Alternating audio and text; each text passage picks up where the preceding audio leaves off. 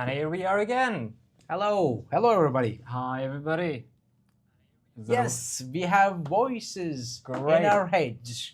I love having voices. Welcome back to another Raw review from yours truly, or yours truly's. Truly's, I guess. Truly's, That's how you say it. I don't know. We're two people. I don't know how to speak English though. Yeah. Welcome back to another Raw review.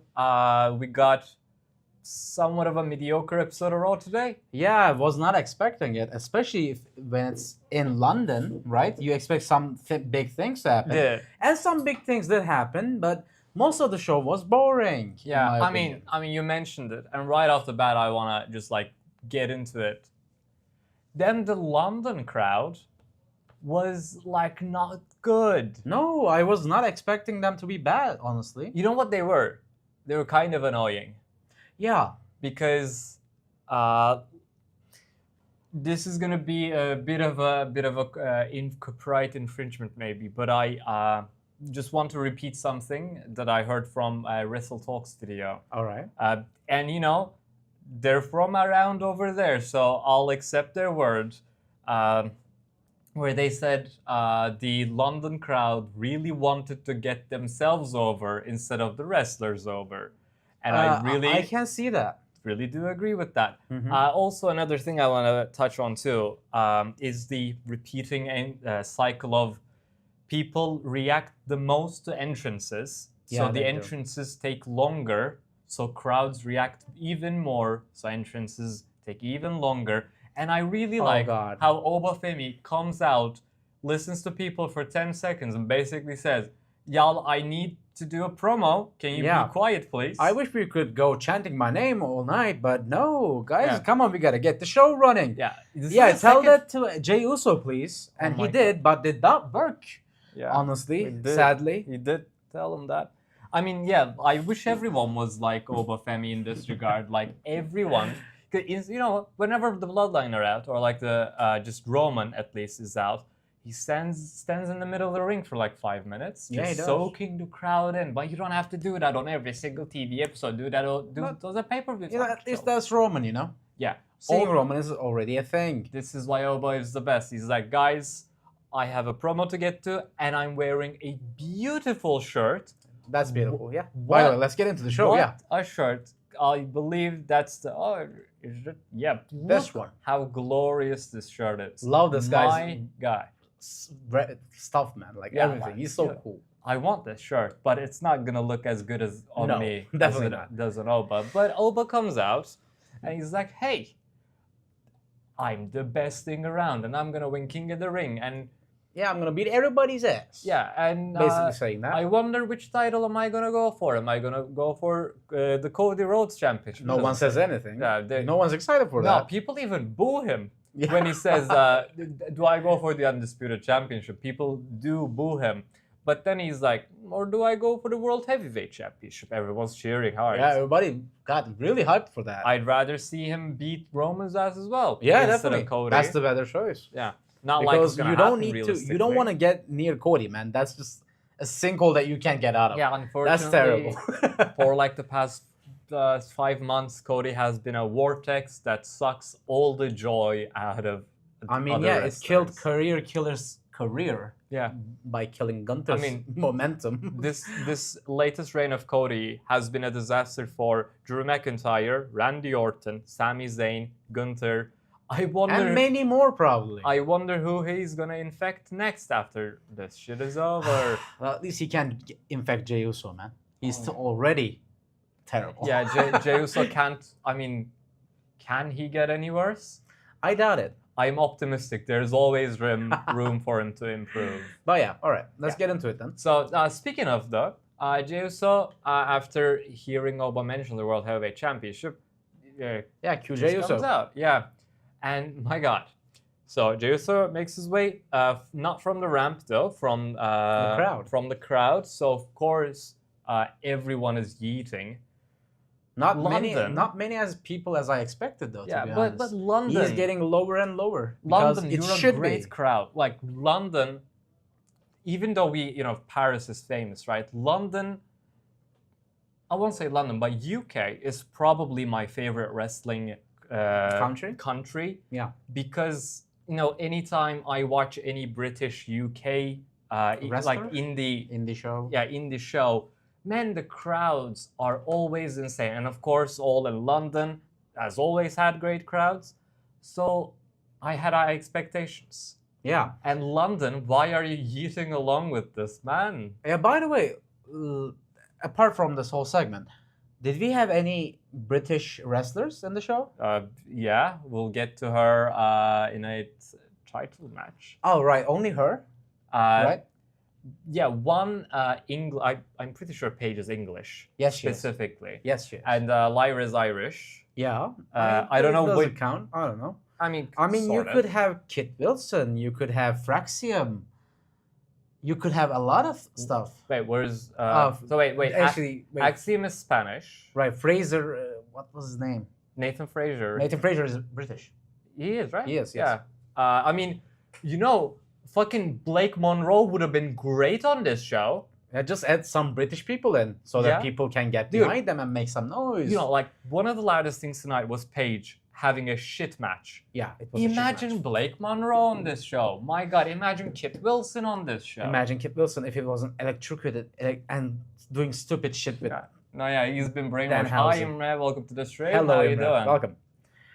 And so yeah, Jey Uso comes out. Hey yo, Uso, everybody doubted me all through my career, and people are still doubting me against you now. Uso. Yeah, I can't accept your impression of Jey Uso because All right, he he is is out of breath. so out of breath. I'm not gonna do it because It's kind of annoying. it is annoying to even make an impression of, but like this man, of course he does the thing again, even though Oba says if you redo your thing, I'm gonna stop it right there. I'm gonna stop it right there. And Oba, I wish you had, honestly, but he goes for I forget the word. Repeat the song. Yeah, encore is Encore, right? catchphrases again. So yeah, he goes to yeet again, and by the time he's done, man, he's out of breath, and he can't even cut his promo right. Yeah. He stumbles over his words, mixes the things he's gonna say Man, up. I was very worried that he was gonna just like, hey yo, take a moment. Hey yo, Dude, Uso, last- let me just sit around. Recently, I pretty sure on some of our one of our random live streams, I said if I got in the ring, I'd have a better match than Jey Uso. Yeah, you did. I'm now also convinced that if I got in the ring with Oba Femi, I'd cut a better promo than Jey Uso because this shit was so. No, that's a hot take. I can't believe that you can pull off a better spear, but no, not a better No. promo. Better in-ring promo. That's what I'm talking about. I'm good Alright, in front then. of crowds. Not a better backstage, probably not, because those have more direction, Yeah. right? And he has his bloodline family members to bounce off of. But in ring, I have more stamina than Jey Uso, so I'd cut a better promo. Man, That's Jey my Jey hot Uso take. hate is so real. What the He's hell? ass. I don't know what Oh to my say. god, you're taking it a whole nother I know, level I know. right if, now. if you're watching this and you're a big fan of Jey Uso, I get it, and it's nothing personal. Don't hate me because I hate him, and I don't hate you because you love him. Yeah. But I just hate the man, on so many different levels. Oh yeah. Okay, let's get into the promo, I guess. Yeah, Jey talks about how every time he's accomplished anything, people have doubted him.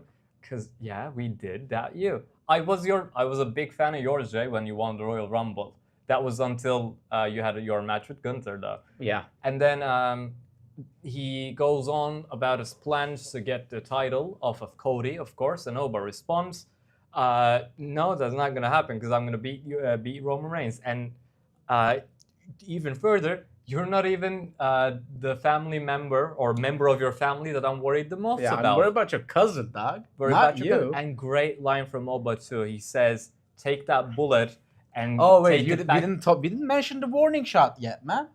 You didn't mention the catchphrase he has, the crazy catchphrase he came up with. This man, I'm gonna do the thing again. This man says, "This is a warning shot, Oos." Bam. Pow. This is not how warning shot work. You just killed him. You just shot the man. You shot Oba Femi point blank in the face. But Those aren't Oba- warning shots. In response to this, Oba said, "Yo, that bullet ain't gonna do shit to me. It I'm don't. just Of keep course it don't. walking." And he says, "Take that bullet back to your cousin." And Ooh. people reacted hotly to that. One of the rare moments. London crowd was good. And also, again, great line. Great Oba. promo by And, Oba. you know, Oba is one of the few people that I see on screen that play an intimidating character. And even when he's not trying to be intimidating, I'm intimidated by him. Yeah. But when he's doing shit like this, like threatening Jey Uso, saying, take that bullet back, damn, I'm scared. I'm scared of you, Oba Femi. Yeah, but he ain't winning shit. Yeah, like Triple H is so hot for Jey Uso versus Cody. Yeah.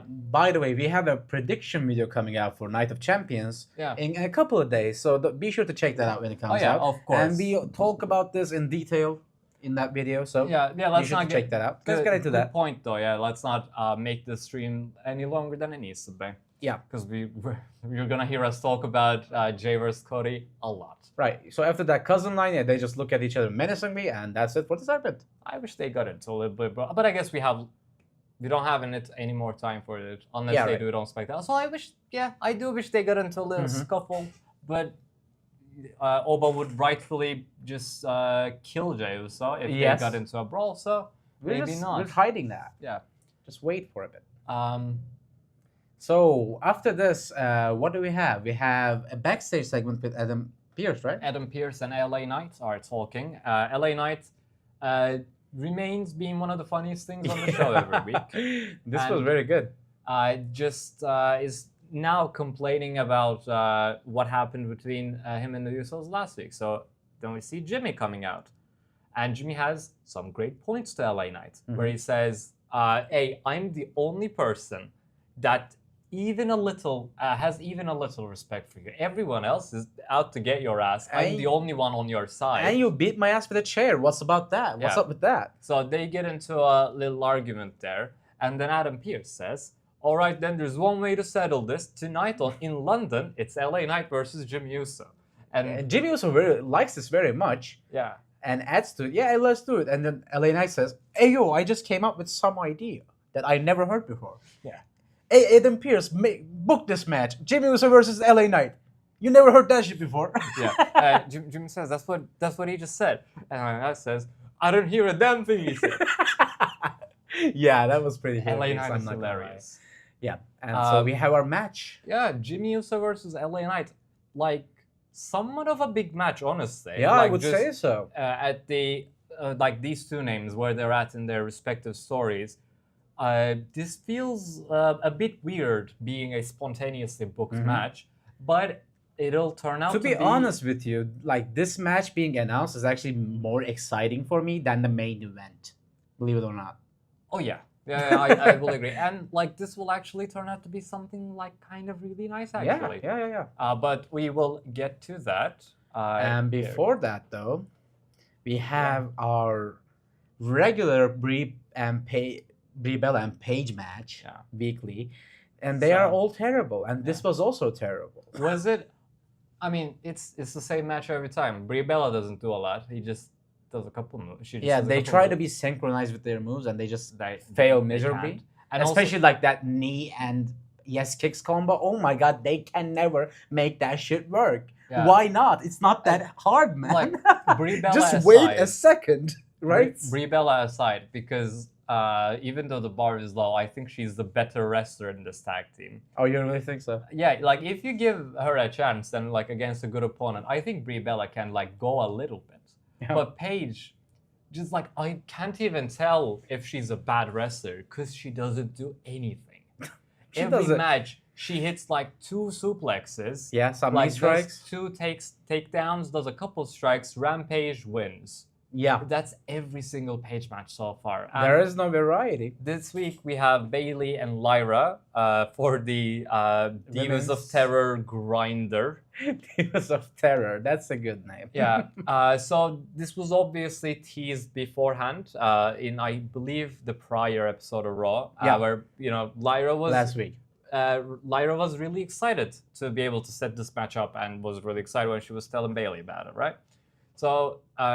and also kind of annoyingly, but the announcers throughout the match keep repeating how much pressure is on Lyra, which is kind of like wink, wink. Kind you of guys see what we're we're going with. But it was gonna be one or the other eventually. So the match goes on, not a terribly long match at 8 minutes. Yeah. Paige manages to sneak in a win with a rampage for the 1, 2, 3, hitting Lyra Valkyria. Yeah, anticlimactic win. And everything about this match is anticlimactic, but maybe not the finish, not the post match, perhaps. Yeah, because it finally happened, and Lyra turned on Bayley. Yeah. Finally, this should have happened a very long time ago. This should happen like in January, brother. Yeah. But so I'll ask before we give our reactions to this. Did you think it was going to be Lyra or Bayley before? I always thought it was going to be Lyra, by the way. I was never sure because Bayley's like in canon character is insane and has a split personality, Yeah. the demon angel bullshit.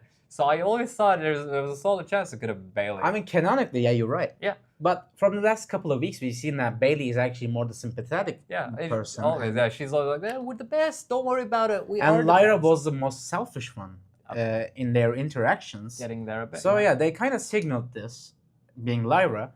But yeah, this should have happened. If this happened like 2 months ago, it would be all right. Kind of nice. Yeah. And we're kind of 2 months late for it.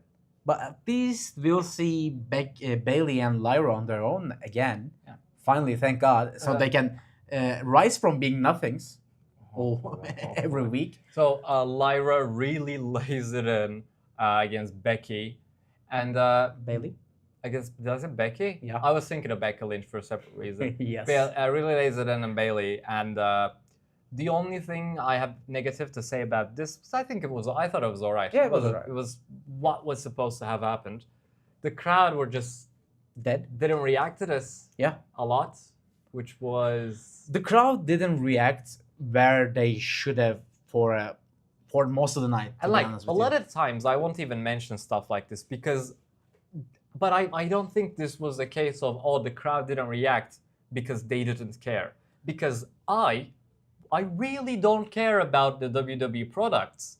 Not anymore. I cared about the segment. If someone who is a chronic hater as much as me can care about this, the people paying thousands in London should be able to. Yeah, that's simple math. Yeah. And, this being in London is actually one of the selling points of the show, right?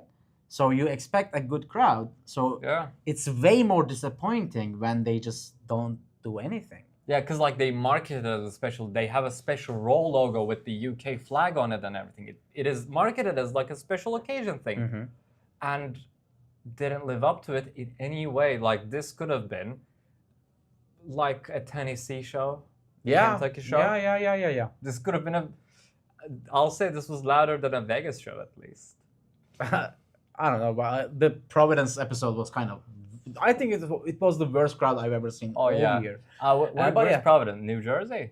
I have no clue. Yeah, I'm not from the US. Wherever it is, this was kind of better. Yeah. But yeah, so finally we get the turn happening, and Bayley is very hurt and walks to the back very, very sadly. Mm-hmm. And later on, we see Jackie Redmond trying to get an interview with Lyra, and she's just quite angry. And actually, if she looks at Jackie like, if you push me, I'll beat your ass too. Yeah. So Jackie gets scared, and we see that Lyra is just quite frantic. Yeah. She finally it's like a small detail. When the turn first happened, Lyra first hit Bayley. She had I don't know if this was intentional or am I just seeing things, but I could feel almost that Lyra was conflicted, kind of. Yeah. And really considering if she had made a big mistake. And it's not until halfway into the beating that I could see that she was really decided on hurting Bayley. Yeah. It's, these two could potentially have a really good feud. Definitely. If you give it the attention it needs, these two can have a proper blood feud, which the women's division severely lacks. Yeah, we need good stories. We need grudge matches. After the flop that was the Asuka, Kairi, and Io storyline. Yeah, that should have been the start of the year. Yeah, WWE, you fucking owe it to us to make this a good, emotional story with an emotional payoff. Mm-hmm. Don't just make them have random matches on Raw. Dude, they're gonna have a match next week on Raw. Oh God. They are gonna, and it's gonna have like a bullshit finish, and then they're gonna do a steel cage match. I guess. Also on Raw, and they're gonna end the feud on Raw. Well, you know, there's potential. Yeah. Bailey is great. Lyra is great. Yeah, I mean, both of them are both great wrestlers and both great character like actors, right? Especially Bailey, yeah. Yes, Bailey especially. She's genuinely one of the best. So these two can work magic if you let them. Please let them. Yeah, let's see what happens. Yep. And after this, after the match, we get the best segment on Raw. This can't be a coincidence. Anytime Chad Gable is on the show, he's the best thing on the show. Yeah. And I wonder why. Is he that good? Yes, he is. Do you think he could be the best wrestler in the company, perhaps? Perhaps. I don't know. Like, is he definitely in the running discussion for the top 3? I wonder if he is. But this was like the biggest of the Chad Gable redemption arc that we've seen so far, and kind of a key moment for it. Yeah, definitely. So after everything that's been teased, kind in the of last like week, absolute cinema, you would call this. Like the way it's developing, it could go great places if you actually care about it. I really, really do have high hopes for this because it has some real stuff in it, right? It has emotion in it, yeah. And it got to me at points. Right. So we've seen Chad Gable apologize to various luchadors, and the point everyone keeps bringing up is you have someone else way back when that you need to apologize. So Chad Gable comes out with a definitely AI-generated theme song. Yeah. So, new edition. A part of his theme song is there's a part where it goes Gable. Yeah. Which is something, you know. It's better than nothing. I guess. Let's be honest. Yeah. And I want to say Gable. So yeah, Gable is great. If I have a signal to do that, fine. Yeah, that's good. And I'll say this week's AI-generated song was better than the last week's AI-generated Nickelback sounding ass song. Oh yeah, like World Cup USA team ass song. Yeah. Yeah, but genuinely that. Of course, nothing will replace the. I keep mixing up the name. His theme with Jason Jordan. Yeah. His NXT theme. Nothing will ever replace that. But we get Chable. Love that we guy. get Chad Gable out to apologize. He signals that he has to do that, and then calls out Otis and Alpha Academy, let's say. Yeah. Tozawa and Maxine Dupree. And they come out to listen to Chad Gable. Yeah. And he starts off with a monologue about how sorry he is, how terrible the stuff he did was, and asks for their forgiveness. Yeah. Goes to each and every one of them. And, really from an emotional, from a deep place, just gives it all and apologizes to them individually, coming to Otis last. And this man was on the verge of tears when he was apologizing to Otis, talking about how they've been friends for 20 years and they trained in the Olympic Academy together. You held my babies for... Yeah, what he said was, you held my... I think he said daughter, but I'm misremembering. Yeah. So, you held my child the day after they were born. And he was on the verge of crying. You have no idea how good this was. And people were dead, by the way. I'm going to get back to that. Up. Holy shit, why are you so dead? You know what? I'll just give them the benefit of the doubt. I'll say the London crowd were very shocked, and half of them were crying, I'll say. They were speechless, right? Yeah. I mean, let's say that. I'll take, because later on in the same segment, they got really loud. So I'll give them the benefit of that. Maybe they were just too immersed in it. That's what I'm saying. You don't cut off an apology. They were so invested in this, they forgot to make noise, which I'm fine with. Let's look at it glass half full, I guess. Yeah. So Chad Gable finishes off with an apology to Otis and asks for forgiveness and raises his hand forward. Otis is just going back and forth with it, like, what should I do? What should I do? And even the acting from Otis is great here. Like, he still looks like a fucking idiot, but he looks like a really sad idiot. Yeah. And he also looks like he's about to cry. That's our sad idiot. We love that guy. I love all four of these people so much. And then Otis looks like he's walking towards Chad Gable, maybe to shake his hand. Yeah. but Maxine Dupree steps in between them. And, this is where it gets good. And like demolishes Chad Gable because she is completely right. So right. I've never heard someone be this right before in my life. Like, hell, man, you made me beg. Just to stop you. Like, you made me get on my knees and beg not to hurt Akira. Like, what? Yeah, he did. And like people initially booed heavily that Maxine stepped in and prevented the two men from hugging and kissing it out. They were like, the crowd was saying, hug it out. But and like they were mad at Maxine at first, but when he mentions all the like genuinely terrible stuff Chad Gable did to them, they kind of get on Maxine's side a little bit, right? And like at this point, the crowd is very invested, and I'm happy for them. This is their peak throughout the show. So Maxine, as I said, demolishes Chad here. Says that you left us broken in a million pieces, high and dry. And you know what I did after you left? I won a singles championship. Which you've did never not. done. Damn, bars right there. Yo, was Maxine Dupree capable of this? Maxine, you're so right. I think this is the best promo she has ever done. This is the work of her WWE main roster career. I am legit telling you. The Stub and Natty had some potential, but she can go great places. Like I really love Maxine, by the way. Dude, she's an good wrestler. She's good. She's honestly good. Yeah, like the good thing about Maxine was you could actually see her progression. Yeah. Like week in, week out, month in, month out. She was always getting better. Yeah. It was a progress. And she won a championship. Well deserved. And that went nothing, which we also critiqued deservedly, because she was going great places, but then she met with a ring post. We don't talk about that anymore, I guess. But now, like, for the first time since the ring post incident, I think she's back. Yeah, she's back. I think she's so back. So back. And I love this segment. Mm-hmm. If there's one thing of Raw you watch, it's this. Even though the main event match was also kind of good. It was good. Dude, just go watch this promo. I think the full thing is on YouTube. Watch it, please. Yeah. It is so great. And Maxine... Back to her point. Yeah. Leaves Chad Gable in a million pieces. Sad and alone. Again, and Chad Gable constantly looks like he's about to cry, and he's making me emotional. Yeah. And Akira and Maxine very quickly get out of the ring. Otis stops, gives Chad one last look, and then gets out the ring with the two of them. Absolute cinema. This is great.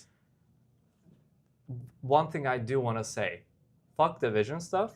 Remove Maxine, but pretend that never happened, because what you have here is gold. Mm-hmm. It is genuine gold between Chad Gable and Maxine Dupree. Continue this.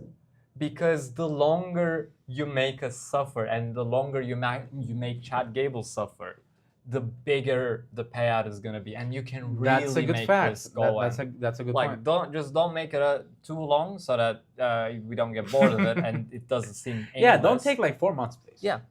But, I'll have a month-long suffering for Chad Gable. That works. Yeah.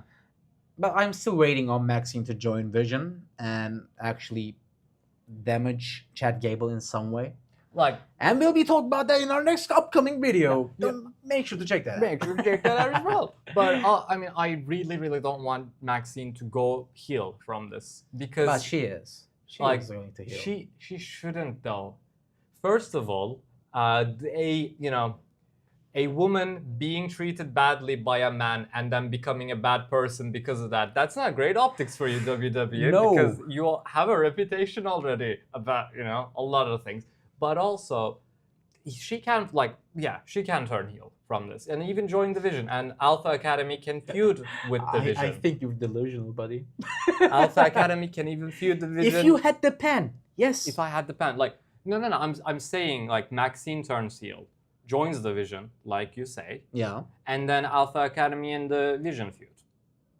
Chad Gable makes it up with Otis. Oh man, I wish that wouldn't happen. But that's also a possibility, right? Or they go their separate ways, whatever. But a babyface Maxine versus a babyface Chad Gable just not being, and Maxine just not being able to forgive Chad Gable, I think is a way better story. And that's what I want to see. This can be the best story going on, like Bloodline level shit. Because it's an actual story, which It's we're an actual lacking. story.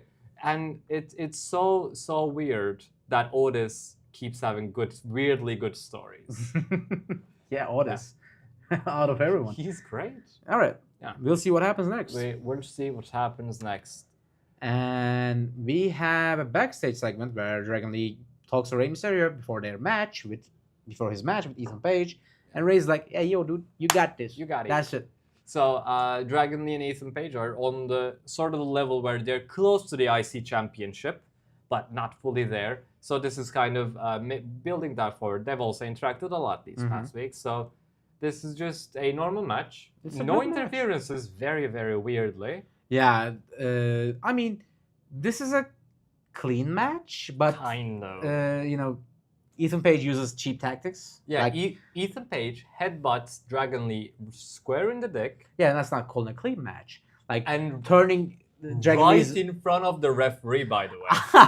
Referee's looking bad at it. But ref, you suck. You suck. But also, like just cheap heel tactics, which isn't like fully cheating, but just cheap stuff, as you expect from Ethan Page. Like he's at points, he's a really creative wrestler.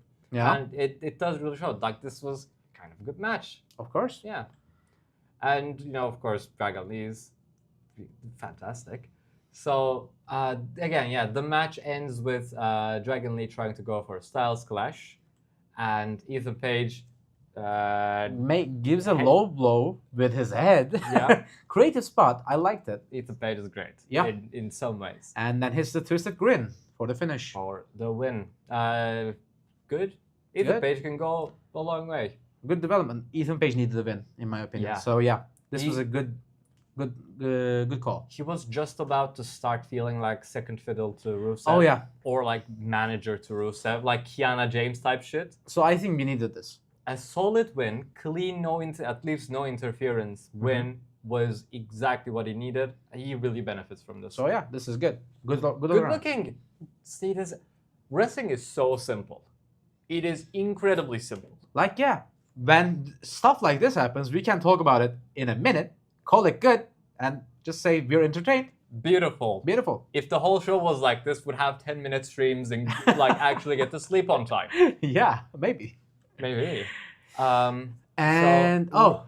We have something else first. Yeah, you can put Io on the screen. Let's just have Io on the screen. It's just nice. She's so happy. Look at her. We get a backstage segment with the Vision where they're about to have a tag team match with the Street Profits. And they're talking about Logan Paul is specifically really leaning into... Notice the lack of Paul Heyman recently? Yes, I'm very curious about that. Yeah, Logan Paul is now the Oracle. Yeah, like, I think I mentioned this last week.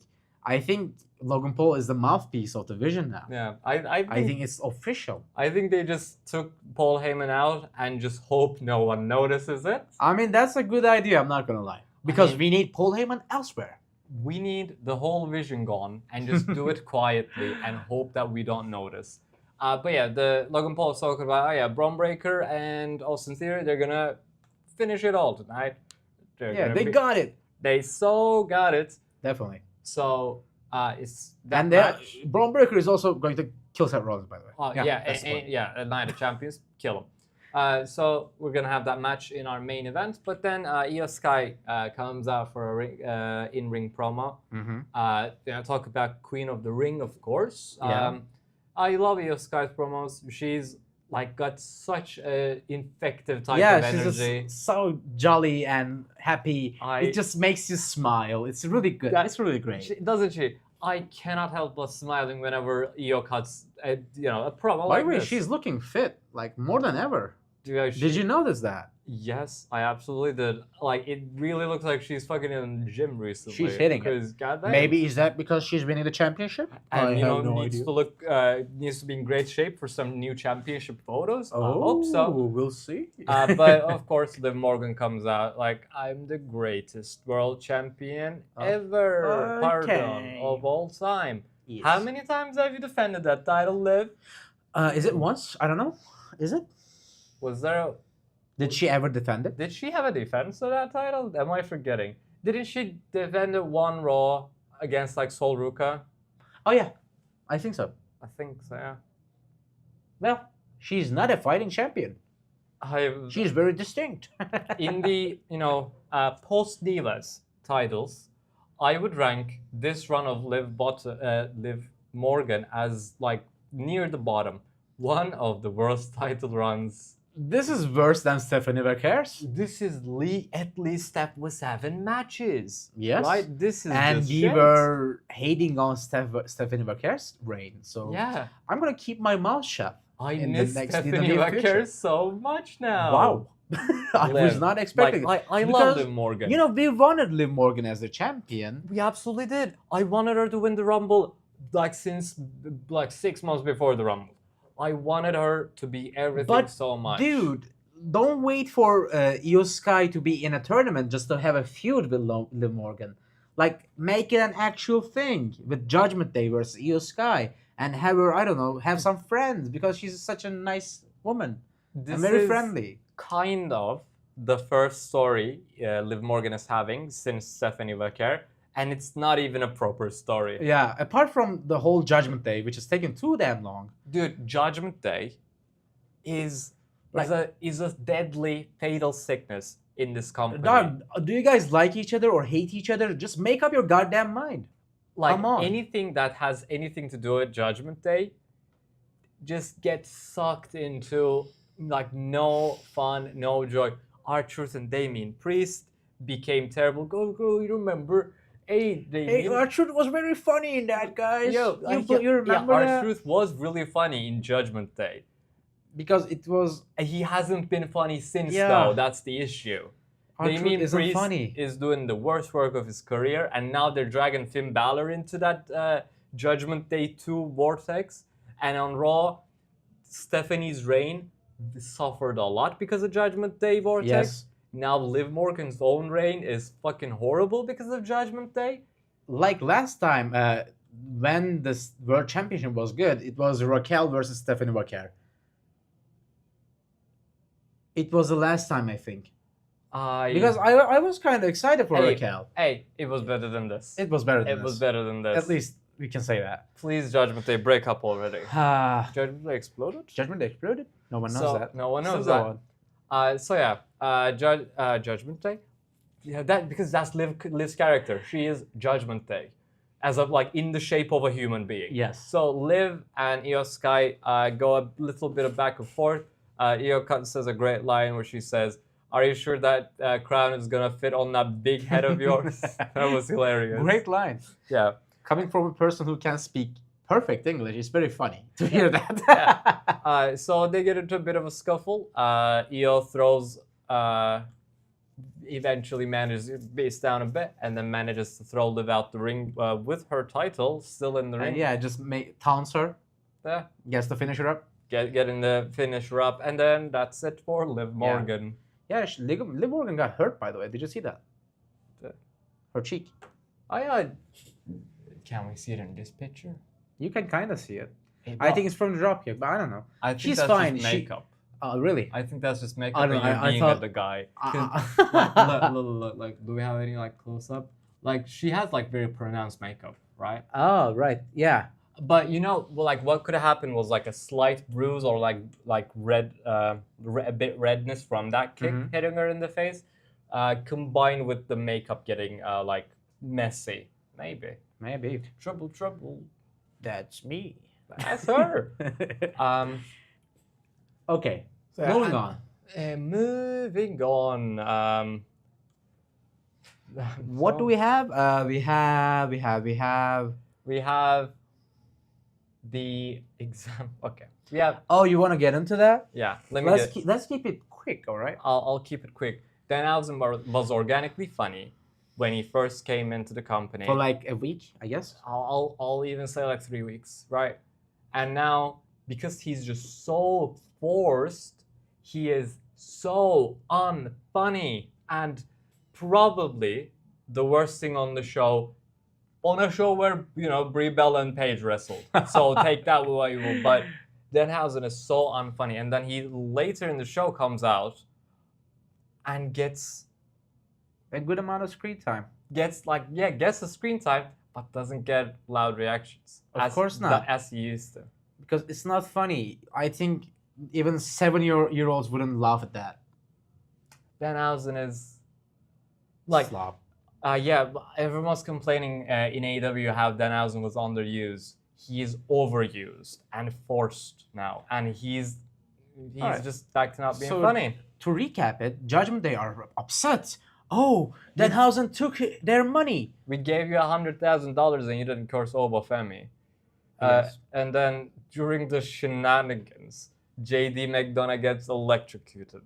And then the worst thing you've ever seen on WWE TV in the past 5 years happened. It's like a very, very cringy, like Snapchat filter, you would say? Snapchat filter looking ass, Instagram filter type, like electrocuted effect. And then it cuts. It was so ass. It's ass, as Jacob would say. He would say ass. That. Watching it, he would say, because, watch our shit. We have higher production standards than WWE sometimes, and that's baffling. Yeah.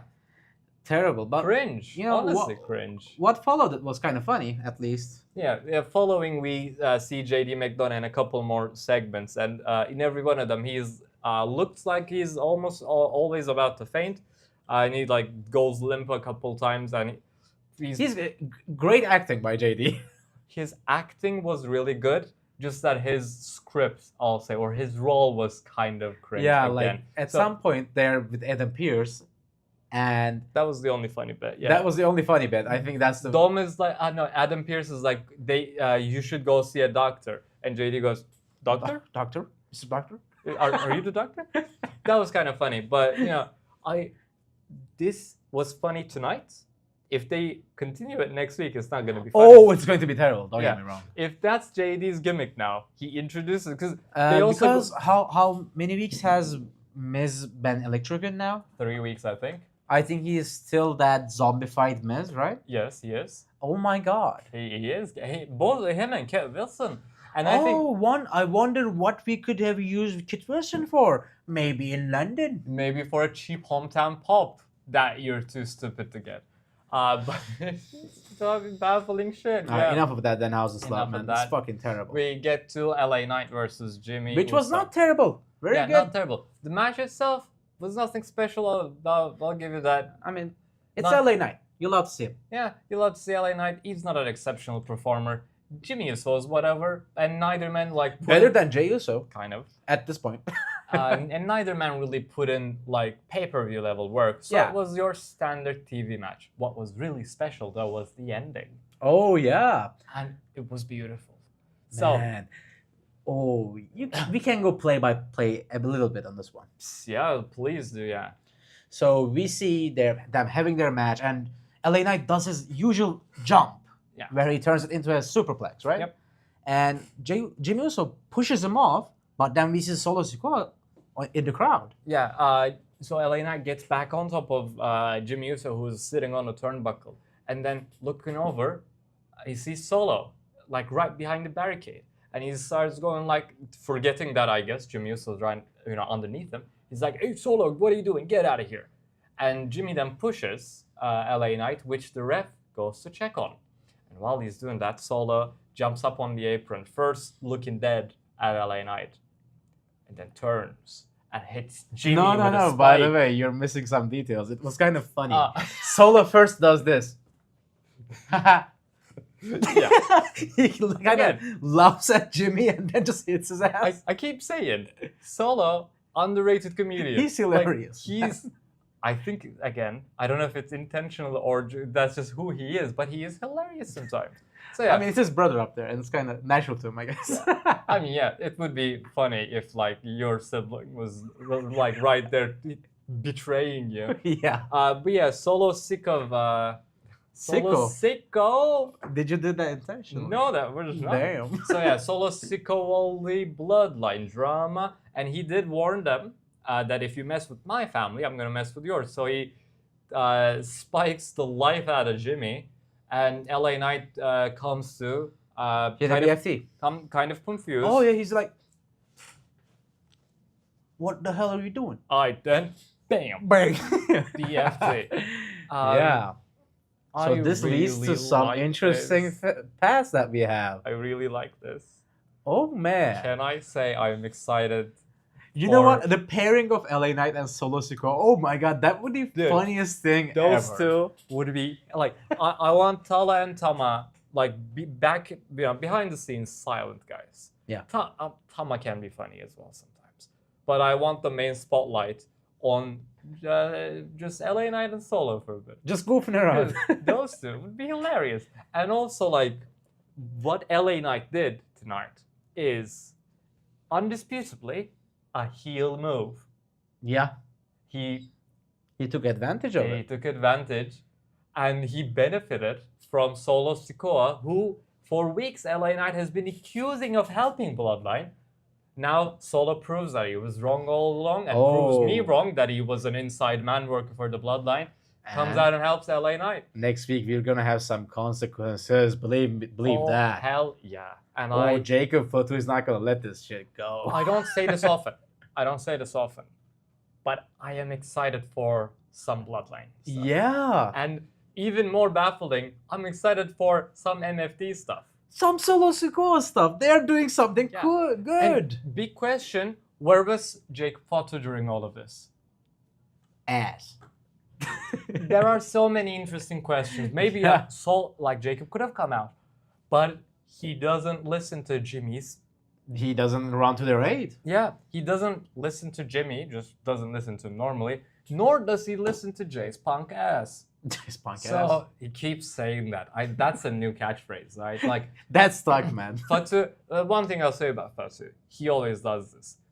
Like the second something gets a pop, he tries to turn it into a catchphrase, and this man has 20 of them by this point. He can cut entire 10-minute promos out of just his catchphrases. And he's very successful at it. I mean, better than Jey Uso. Like, furniture, bam. Like ass. Jay's punk ass is something that will live in my head, and whenever I look at Jey Uso, I'll think that he's a punk ass. He's a punk ass. He is a punk ass. So LA Knight gets the win, potential for very, very interesting development, and I'm excited to see where this goes. Yeah. So we have a Judgment Day segment. I'm gonna go over it very quickly. Please. So we see Raquel and Roxanne. They're kind of upset because they have nothing to do, and Liv is also upset, and it's all about her, right? And she's so upset that she's just screaming, wah, wah, wah, wah, wah. And Raquel actually kind of fights it. Yeah. Hey, yo, stop. We're also feeling bad. It's not all about it's you. It's not just you. So what do we do next? Raquel says. Liv is like, you go win the Intercontinental Championship, I guess. Oh, so kind of a Judgment Day drama. Judgment Day exploded. Judgment Day drama. Like, please. You aren't at a terrible, like, even though I complained about Judgment Day for 10 minutes, you aren't at a terrible pace now. No. You can make this good. But you need to break them up fast. Yeah, don't take like 3 months. Increase the drama crazy like every show, or at least like every Raw, right? Increase the drama, keep up in the tension, and just have them explode. Like, you could do it at like Night of Champions, and it would be good. Yeah, like Night of Champions could be a major thing. You know, Io wins. I hope she does. You know, how Raquel and Roxanne play into that is very important. So you can make something great out of that. And just Liv and Dom, not Judgment Day. Just Liv and Dom. Those two could be great. Yeah. They would be great. Roxanne deserves a lot on her own.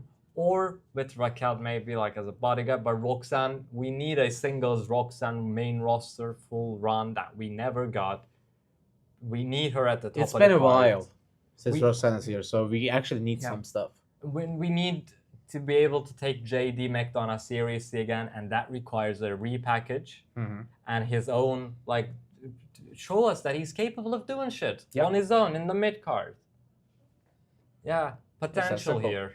Just if you capitalize on it. And we have another segment. We talked about it a bit early with JD stuff, but apart from that, we had Chad Gable talking to Adam Pearce about a possible match for the IC Championship with Penta.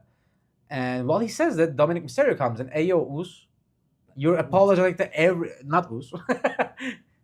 Padre, I don't know. You're apologizing to every luchador there is, so why not apologize to the king of luchadors? Yeah, King of Luchadores, come apologize to me. And Chad Gable doesn't take kindness to that because he has no respect for Dominic. And then Dominic gets mad that Chad is asking for IC title shots because apparently Dom is still not done with him, or with Penta, I mean. I guess. It's been months, brother. But he's not done, and he says, if you think you're going to get a match with Penta before I do, you're very wrong. Dom, what have you been doing for the past 2 months? Please. Oh man, are they gonna just not gonna use Dominic in a good way ever? Like his hype is going to die down. His dad is right there. Why don't they fight already? You know what though? You know what? If something with Chad Gable and Dominic is, I think, a good way to get Dom and Ray into contact again. Yeah. So that we then get that feud. All right. That we always that we need to get that generational program, please. May happen. Yeah. Right. So moving on, we have our main event. Our main event match. It's Street Profits versus the Vision for the Tag Team Championships. Yep. So yeah, good match. Good match. Rare Vision W. I mean, yeah, that is because Montez Ford is incredible. Oh, it's amazing. He is like, you know what he feels like? He feels like Jevon with 10 plus years of experience and more muscles, because that's what he like really is. And but he has incredible charisma. He is top of the line in-ring worker. He is fantastic in all regard, and that's, it just all plays into it. Yeah, and you can compliment Montez Ford all day, but you could say like most of the same things for Angelo Dawkins as well. Angelo is also great. They are phenomenal. They're both a blessing. Yeah. So, the match itself, while not special in most ways, is a solid match. It had fun shenanigans, I would say. Yeah. For a Vision match, the interferences were fun. Yeah, they were annoying. So, obviously, Logan Paul tries to get involved in the match. Referee is really quick to send him out initially. Yeah, because first the Street Profits hit their finishers, and Logan Paul just grabs Austin Theory's by the leg and places it on the ropes. So ref sends Logan Paul out. Enough of that shit. Get out of here. A couple minutes later, though, as the match continues, Logan Paul sneakily makes his way back and takes out the brass knucks to hand over to Austin Theory. But someone is here to stop that shit. Just as he hands them over, we get Joe Hendry's music. Yeah. I mean, you could have milked this more. Not milked this, but this was very quick. And Joe Hendry, in a separate segment, would have got the loudest pop. Yeah. In London. For sure. But anyway.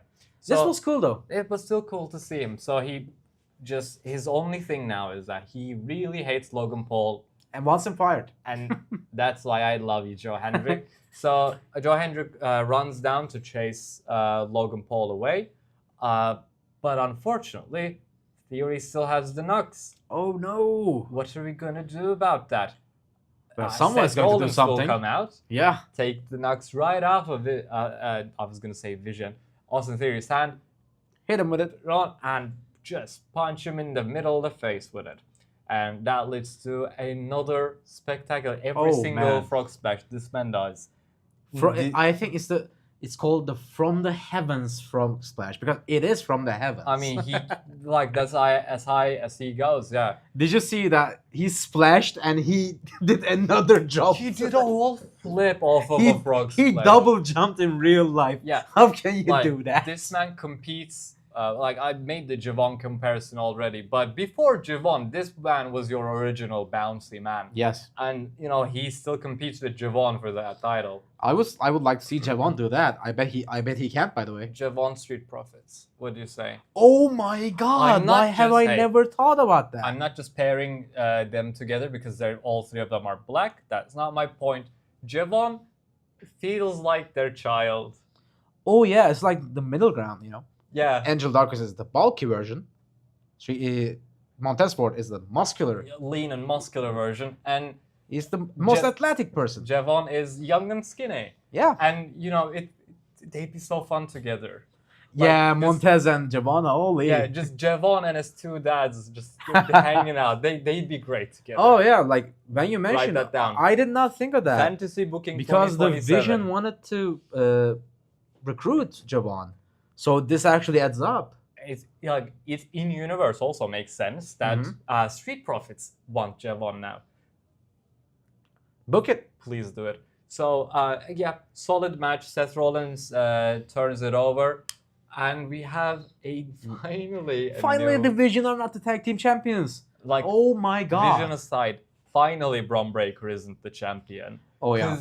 Dude, that tag title belt was like a chain around his neck. It was suffocating him. Now he's free to get beaten by Seth Rollins. I don't agree on that one. But we'll see. Watch our Night of Champions predictions video to see our predictions of what we think of that match. Nice plug, right? Beautiful plug. Beautiful. We're so professional. So yeah, Street Profits are your new Raw Tag Team Champions. Finally taking that title away from the Vision, who can maybe do better things.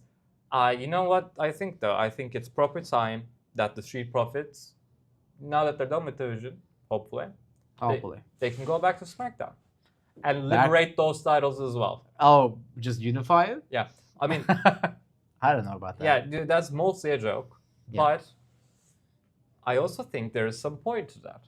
Having one single tag team championship between the two divisions, like the women's, would be the better move right now because we don't have enough teams or enough depth You are right, by the way. You are right. You're definitely right.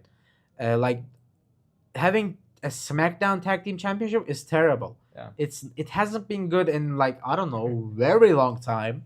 Yeah. So let's just remove it. Like SmackDown tag division was good last year when it was Fraxium, DIY. Oh man. You know, even Wyatt Sticks were good at points. The MFTs were good at points. Street Profits were kind of playing. So you know, we had good shit, but we don't do it like why just send War Raiders to why are they AAA? Bring them over. They're kind of good. Why are Angel and Barter jobbers? Why are they only playing an NBA gambling? Why are they gambling? Why are they only gambling? They're actually good wrestlers. They are actually. Do you want to promote gambling? I don't know. I mean, of course they do. They make millions off of that shit. Of course they do. You know, there's potential for a lot of depth in the tag team division, but we just don't have it. But I would like to think that Street Profits winning the titles here is a start to that. Yes, Street Profits are up, and they had the smoke. They're up. Throw your ones up for your new Street Profits. For your new tag team champions. Love you, Street Profits. So yeah, this ended on a good note. Yeah. So I wasn't really upset with Raw. And again, even though it had its downs, I will always give props to a Raw episode ending with the match. Yeah. Beautiful. This is wrestling television. Ending it with wrestling only makes sense. Mm-hmm. If only they can figure out how to start the shows with matches, they'll be perfect.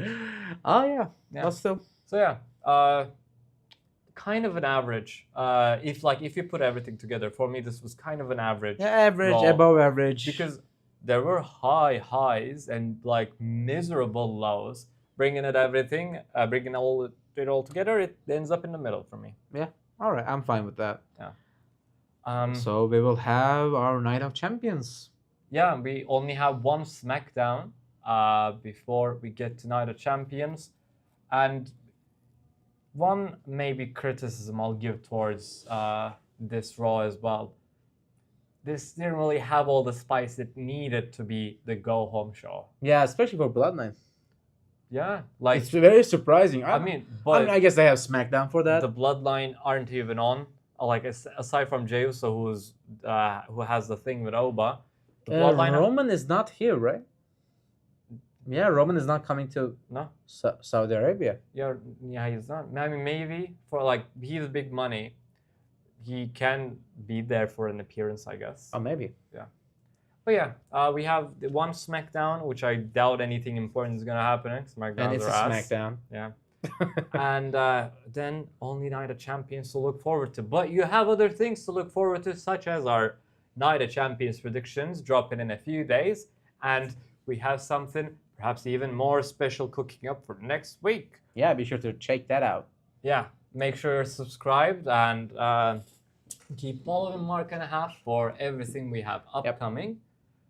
Thanks for watching, everybody. Yeah, thank you for watching the stream, and thank you for everyone watching the VOD afterwards. Until then, take care.